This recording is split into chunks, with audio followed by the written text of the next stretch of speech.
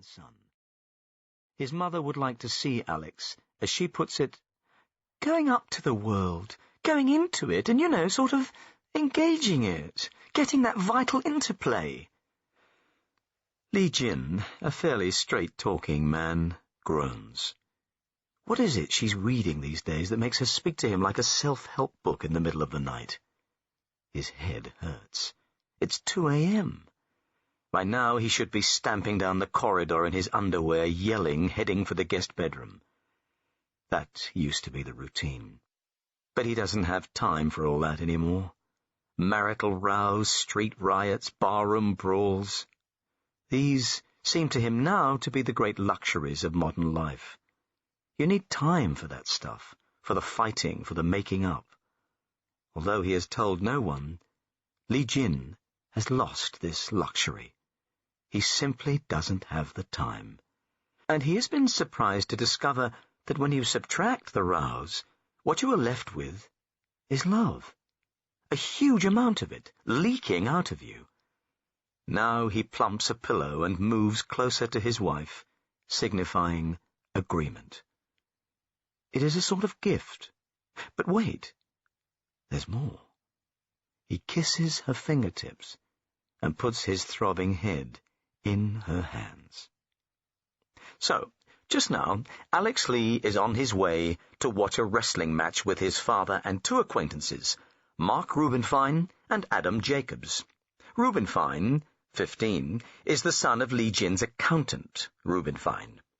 He is a tall and cunning kid with a beauty spot on his jaw and that permanent look about him that suggests it would take more than a man excreting gold to impress him. Li Jin is not sure whether he likes him exactly. The other one, Adam, 13, is a nice boy with a bit of a weight problem, which may or may not be the root cause of his niceness. He is black as peat, with curled hair tight on his scalp, and eyes so dark the pupil and iris have merged. The boys do not go to the same school, and they are not the best of friends. Their connection is cheder, which they all attend in a local community centre, funded by the synagogue. Li Jin was rather worried that this day trip might appear somewhat manufactured, but they seem fine. There's lots of talking. But what are they talking about? References to programs he's never watched, songs he's never heard, films that came and went without him noticing. No, but if you listen, Alex pleads, thumping the glove box, I'm actually talking about the Coming Home episode when Keller's found out about his what's it called, his bionic features. But that's not the Coming Home episode, says Adam. That's a completely different episode with the bionic thingy. Don't thump the glove box, says Li Jin. Once again, says Rubinfein with a sigh, digging at the wax in his ears with a crooked finger, you're all talking out of the wrong hugging hole.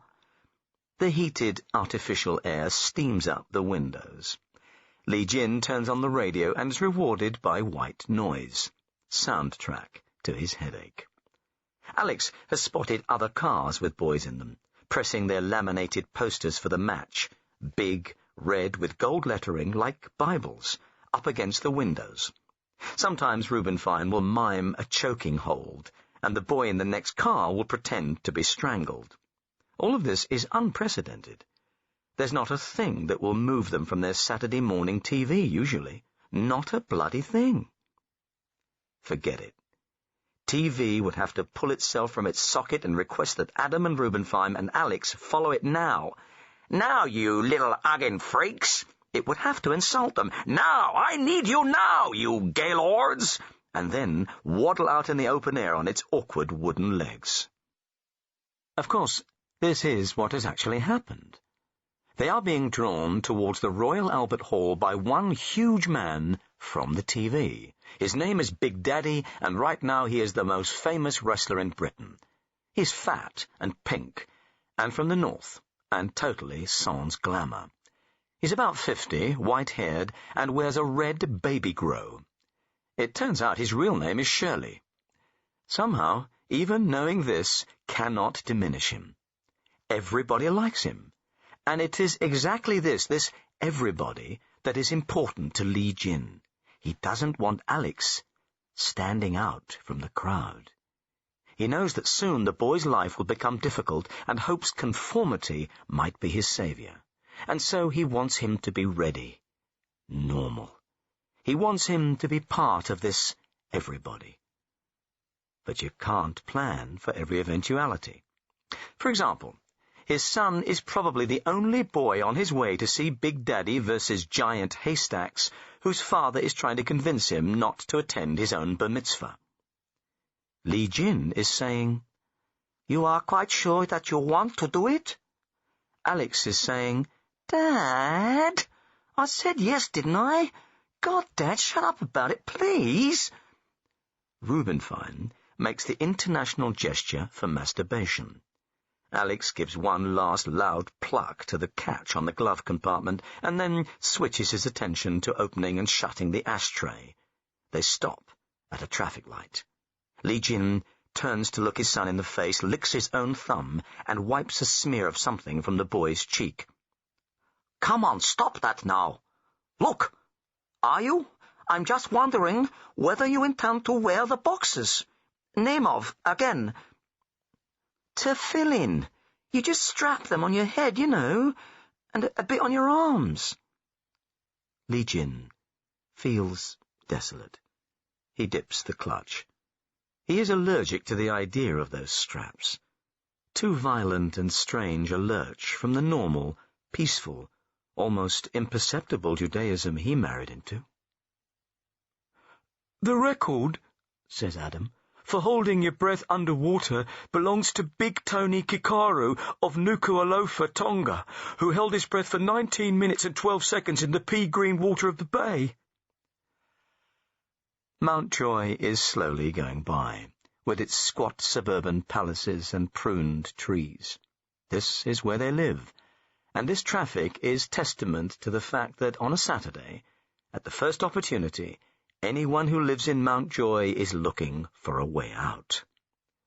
The people of Mountjoy have based their lives on the principle of compromise, and each night they quietly embrace the earplugs and migraines and stress-related muscular discomfort they receive in exchange for cheap houses sitting directly in the flight path of an international airport.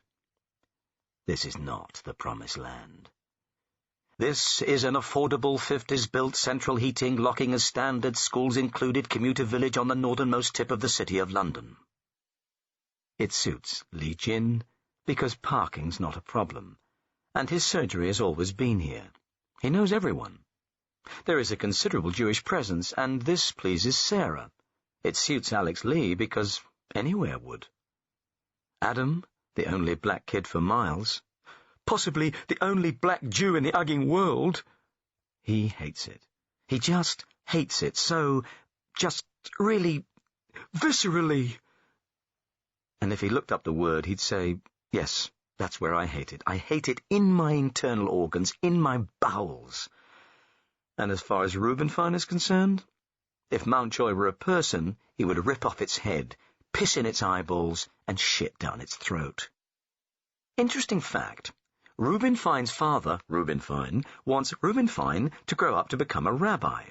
The first time Rubinfein mentioned it, he and Li Jin were eating stodgy Chinese during a lunch meeting, and Li Jin was caught so unawares he had to repair to the restaurant bathroom to pull noodles out of his nose. Rubinfein. Ugh, bloody hell, I'm hot. Mate, could you not turn that heating off? Are we there yet? Are we there yet? Are we there yet? Are we there yet? Are we there yet? Doing the impression of a kid in an American movie who's tired of a car journey. I'm not going to kill him, thinks Li Jin. His head is hurting. I am not going to kill you, he says, eyeing Rubinfein in the rear mirror. Rubinfein sucks in his cheeks like a fish. Now let's see. Oh, yeah. As if you could in, 40 million years. A fairly accurate assessment of the situation, Li Jin being around 5'6" at a push, and Rubinfein being a lumbering giant freak of a child. You were smaller once, says Li Jin.